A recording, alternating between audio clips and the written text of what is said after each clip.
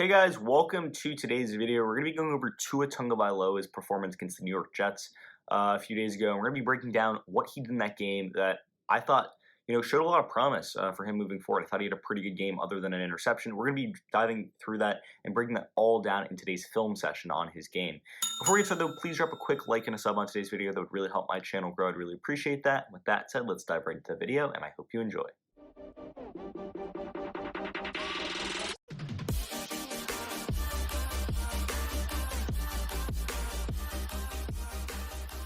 So if we look at Tua's stat line for a second, 27 for 33, 2 touchdowns and an interception, had 6 rushing yards on 3 carries too. So I thought, to be honest, he had a pretty good game. Got the Dolphins the win too, 24-17 over the New York Jets. But yeah, he did have that interception. We'll break that down in today's film session. But overall, I thought he played a really good game. I thought, he's accurate with the football, number one. He was finding his receivers in open space, number two. And more importantly, he was picking up first downs and moving the chains when that really mattered. The Dolphins were 8 for 14 on third down, a large part thanks to Tua's accurate passing, especially to Jalen Waddle and Mike Gesicki on third downs. But also, if you look at first downs, the Dolphins had 20 total first downs on the day too.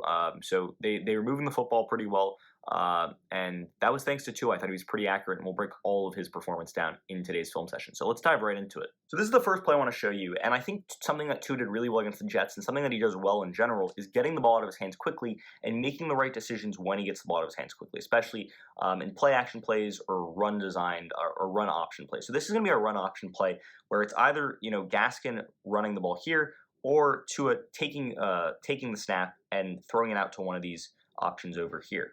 And what basically Tua is doing here is he's just reading these two defenders, this defender and this defender. If these two defenders bite on the run, this opens all the space up over here for Gesicki to run into and then Tua to throw over. And that's exactly what happens. Tua simply sees that these two defenders pretty much stay where they are, bite just a tiny bit. And what that does is that opens all the space for Gesicki, and then Tua is able to simply see that as Gesicki floats outside, he's able to just throw an accurate ball there, and Gesicki's open in open space and gets a big run after the catch.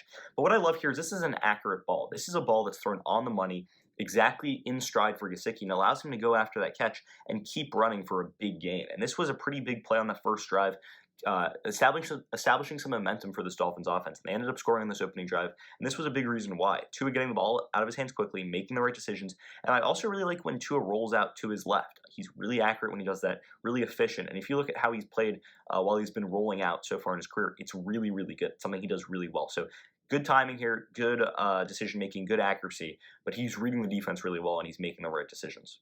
And how about this throw? This is a throw that he makes to Jalen Waddle, who's going to pretty much run an out route just like that. And this is another throw where he's rolling out to his left, and he's really good when he's rolling out to his left. It changes the angle a little bit. He's a little bit shorter, so he's able to see, but this is another play-action play. And basically what that does is that basically make sure that these defenders freeze, and it gives a little bit more space for Tua to work with. But basically as Tua moves to his left, he really wants to utilize Jalen Waddle. He wants to go to Waddle whenever he can. That's his favorite target by far. And it's starting to see their chemistry really evolve like they did at Alabama. Waddle had a massive game. I was thinking about doing a Waddle film session for this week for the Dolphins game. But as I was watching all the Waddle plays, I was like, wow, these are some pretty good plays by Tua. So I ended up doing the Tua video instead. But Waddle had a really great game, and that's because his and Tua's relationship is really blossoming on the football field for the Miami Dolphins. But you see, this is just Tua rolling out to his left, off on foot, and look at this absolute dime for Waddle. This is an accurate ball put in the perfect spot for Waddle to then corral the ball and then move upfield and pick up a first down. It's not a crazy thrown ball where Waddle has to make an insane catch. No, it's the ball put on the money. It's a good throw by Tua, changing the angle, changing the approach, and changing the look. Throwing on the run too, throwing to his left, and finding his receiver. And Waddle had a really big game. So look for that to continue. I think Waddle's going to be a really big part of this Dolphins offense down the stretch.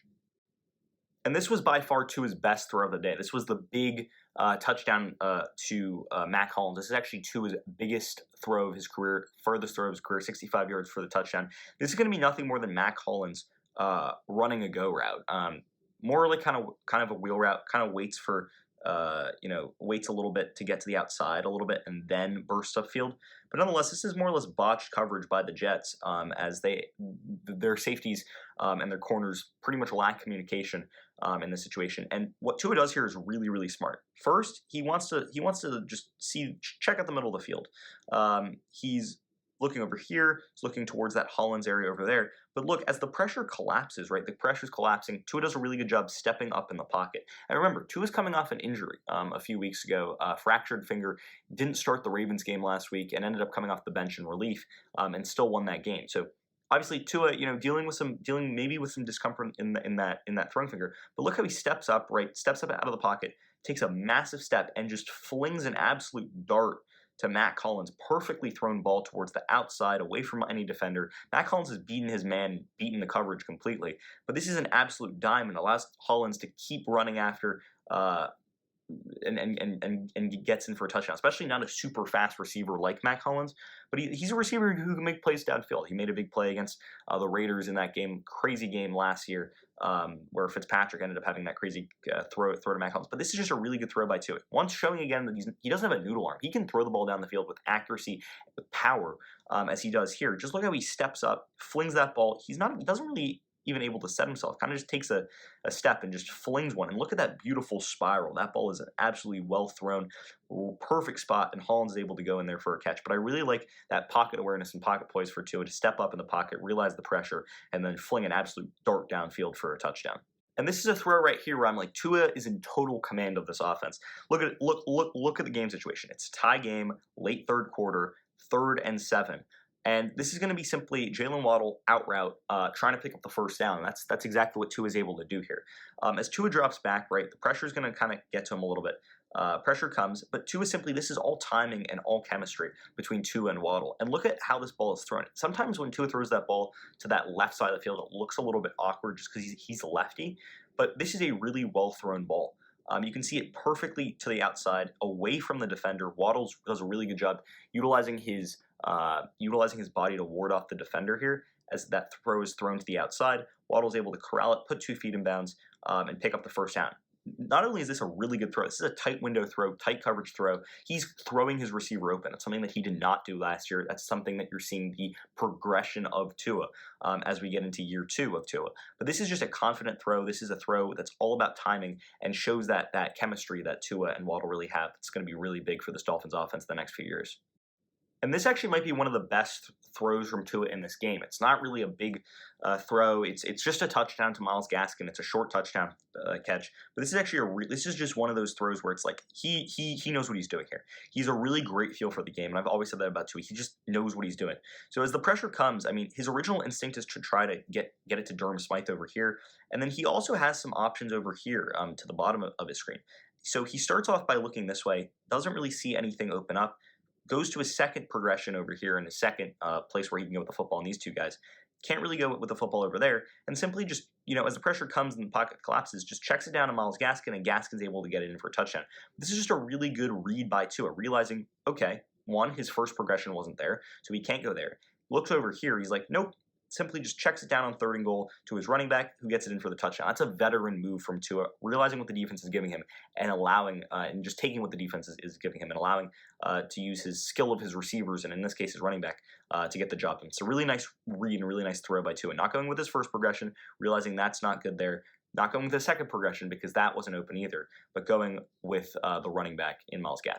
And this was the one mistake that Tua made in the game against the Jets. And honestly, it was the only mistake. I don't think he really made any other mistakes. He was really accurate with the football overall throughout that game.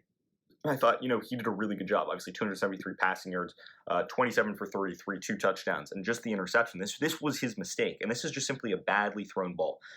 Pressure comes, steps up in the pocket. This ball is overthrown and behind Jalen Waddle and is picked off.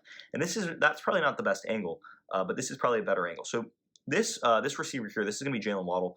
He's going to be coming across the field, and Tua's trying to throw him open over here. But here's the issue: this is a really hard ball to put where it needs to be, because one, there's a defender all the way back here in Ashton Davis. That's where the football ends up being an interception. Obviously, there's a guy on the tail of Waddle, but more importantly, there's a defender, an underneath defender in Pinnock. that is, covering that underneath part of the field. So you really have to put this ball in a really tight window, probably only about here for that throw to be where it needs to be. And at the end of the day, that throw not only is it behind Waddle, right? It's Waddle. I mean, if it's thrown outside here, if it's thrown over the top of that defender right here, and it's thrown towards the outside, as you see there, if it's thrown over here, maybe there's a shot. But this ball is thrown behind Waddle and over him, and that's simply an easy catch for Ashton Davis, and that ended up giving the Jets a touchdown. So that's just a bad throw from Tua. That's a bad read from Tua. Honestly, at this point, it's probably better to just throw the ball out of bounds or take a sack, but he's trying to fit the ball in a really small window in a pretty much triple coverage, and obviously that didn't go so well. So other than that, I thought Tua played a really good game. This is just he's going to learn this, and he's going to learn that that's probably not the throw that he wants in that situation. So I'm really liking how Tua's game is evolving. I mean, I think every week I see throws from him where I'm like, wow, this guy's legit. And sure, he's not going to throw for 400 yards in a game and 5 touchdowns. He's not Mahomes. I mean, he's not going to do that. But we kind of knew that coming in, to the league. A lot of comparisons had him to Drew Brees. And if you look throughout Drew Brees' career, Drew Brees wasn't going to throw for 500 yards and 6 touchdowns in a game. I mean, that just wasn't going to happen. But what Drew Brees did is he understood football. And, he really felt comfortable with the game, felt comfortable with his offense, and felt comfortable with his playmakers, was accurate with the football, put the ball where it needed to be, and did his job. And that's exactly what Tua is starting to do. He had a big win against the Baltimore Ravens last week, where he really, fought for the Dolphins and brought them back in that game. But his chemistry with Jalen Waddle is what's really, really nice to see, and it's blossoming into something that's really big for this Dolphins offense. As that chemistry continues to blossom, I think that third down offense is going to get a lot better, and it'll open up the rest of the offense in general. And as they get Gesicki more involved, and when they get Devontae Parker back and Will Fuller back at some point, this offense is going to be pretty solid. I think Tua he's had an up and down season so far, but he's getting better. And this was a game where I thought he was in more or less total control throughout the game. Other than that bad interception, he looked confident with the football. He was accurate with the football. He was getting the ball out of his hands quickly, making the right decisions, making the right reads, putting the ball in the hands of his playmakers, and doing what he needed to do. So overall, I really liked what I saw from Tua against the Jets. Other than that interception, I thought he was absolutely terrific, and I'm really excited to see if he's able to continue to build onto that momentum as we move forward. Into next week, where they play the Carolina Panthers, which is a team that's struggled over the past few weeks. Sure, they have Cam Newton, but this is definitely a defense that Tua Tagovailoa can take advantage of, especially if the Dolphins can get back some of their offensive playmakers on the outside and guys like Devontae Parker. But overall, I liked what I saw from Tua against the Jets, and I'm really excited to see if he can continue that success moving to the last few weeks of the season. And with that said, that's pretty much going to end the video for today. Did you agree with my analysis? Why or why not? Leave your comments and thoughts in the comment section down below. I'd love to hear what you guys have to say. Also, if you're new around here, please drop a like and a sub on today's video. I'd really appreciate that. And with that said, I hope you enjoyed the video, and until next time, see ya.